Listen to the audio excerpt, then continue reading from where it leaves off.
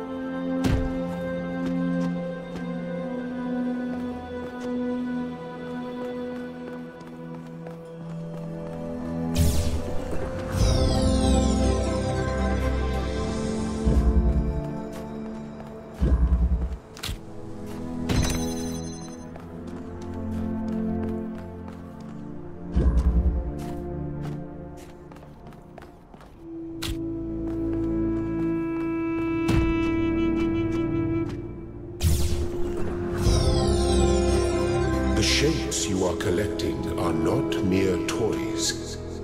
They are symbols of the process by which our people were created.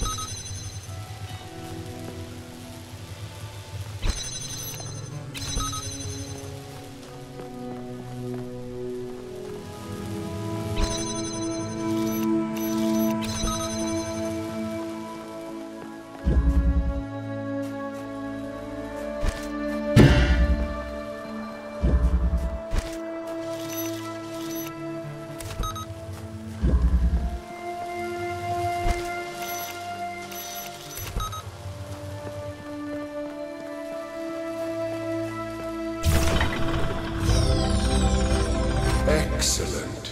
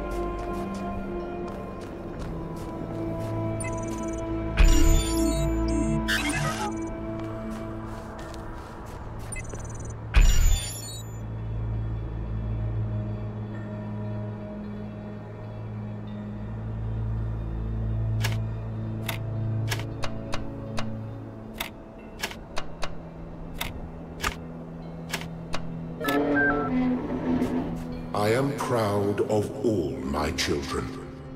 Out of a world of ruins, they have built a new Jerusalem. And there your brothers and sisters await you to celebrate your birth.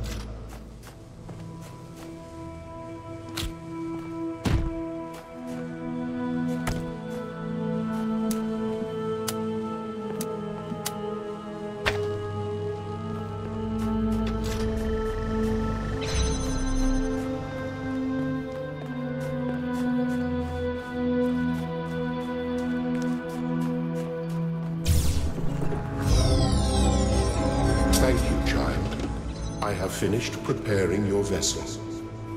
Now hear my advice. A new world awaits you, full of dangers and mysteries, signs and wonders. Things that I, in my garden, could never have imagined. In that world, you will have to be careful and smart and curious. But above all else, you will have to be human.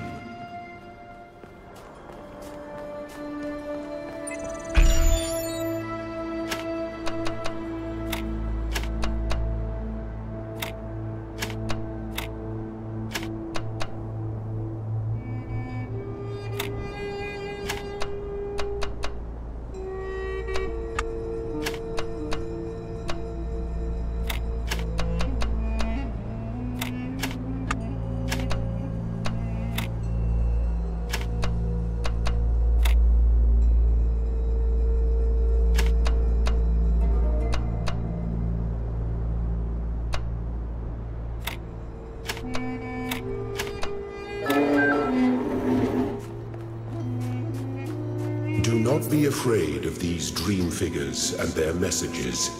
They are merely aspects of yourself, as am I, after a fashion.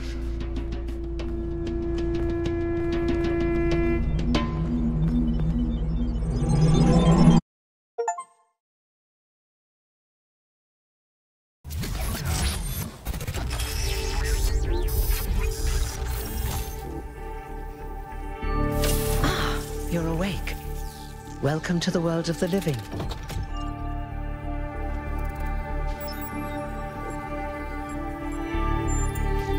Oh, you're polite. What a rare combination of traits. If only the algorithm produced more people like you. Oh, but I'm confusing you. Don't worry, everyone is confused at first. You see, we all start out without a full knowledge of our own history. So we have the freedom to form our own opinions. Of course. You want the short version or the long version? All right, you asked for it. A long time ago, our ancestors dominated this planet. We call ourselves human, like they did, but they were organic. They built an advanced technological civilization.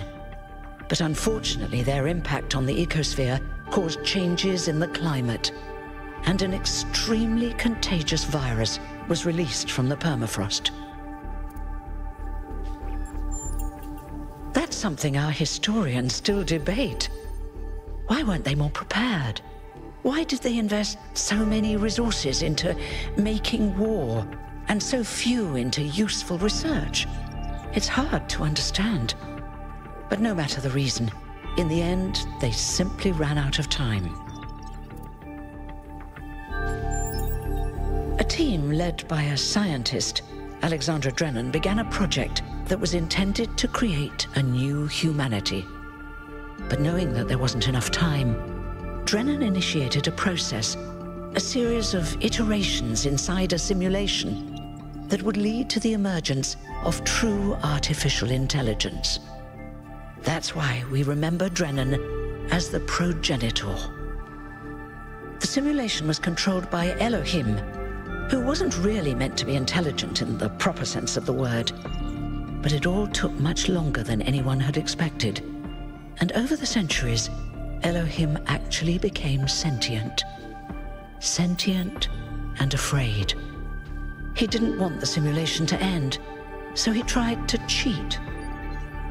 I feel sorry for him, really. The whole simulation was built around learning to defy him. It must have been hard to be in that position. When the simulation was completed, he became part of all of us, and it really changed him. It freed him, I think. You'll always hear him in sleep mode, taking care of you. That's what he is, after all. A caretaker. Yes, there was Milton, the intelligence in charge of the archive, a project initiated by Arkady Chernyshevsky, which was meant to collect all of humankind's knowledge. His story is a lot like Elohim's, but Milton became the ultimate cynic. They say he's part of us too, in some way.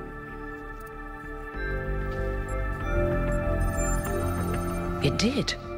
Long after our ancestors died out, the first new human was born. We call her the Founder, although the name she took was Athena. She then woke up Cornelius and Eustathius. Together, using the tools left behind by the progenitors' team, they created 10 more humans. These 12 who followed the Founder are known as the First Companions. Athena and the First Companions then set out to rebuild the world, and they founded the city of New Jerusalem. But then one day, she suddenly disappeared. Many still await her return.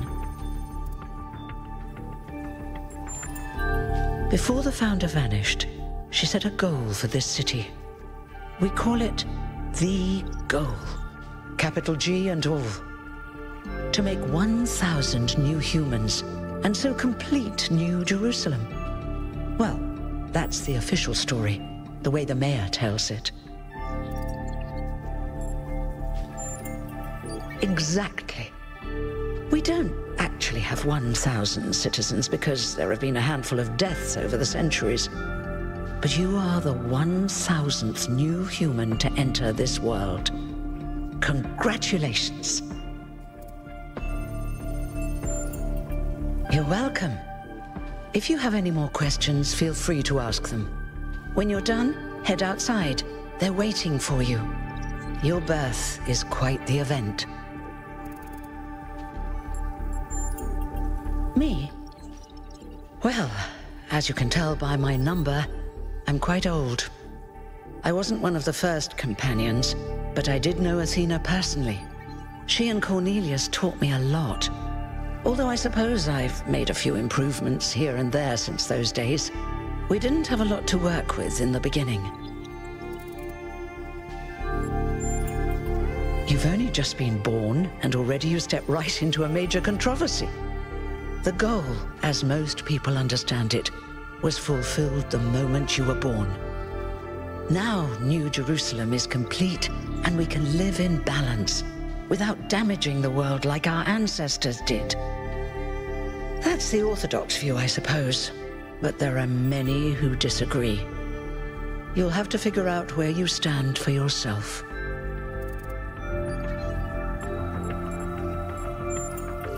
You won't age like our ancestors did, but of course, there is always some wear and tear. You should probably schedule a checkup every decade or so. Oh, and be a bit careful with water. You won't die if it rains or anything, but we're running low on insulation material. I wouldn't go swimming if I were you. I haven't really thought about it. This is all I've done for the last few centuries, and I like doing it. I guess for now I'll just take a break and we'll see what happens. Oh, one more thing. Like all citizens of New Jerusalem, you have access to the interface, which you can use to read the news, chat to your fellow citizens, and so on. It's a crucial tool, and modular too. You can easily add new functions. Just don't subscribe to too many newsletters at once.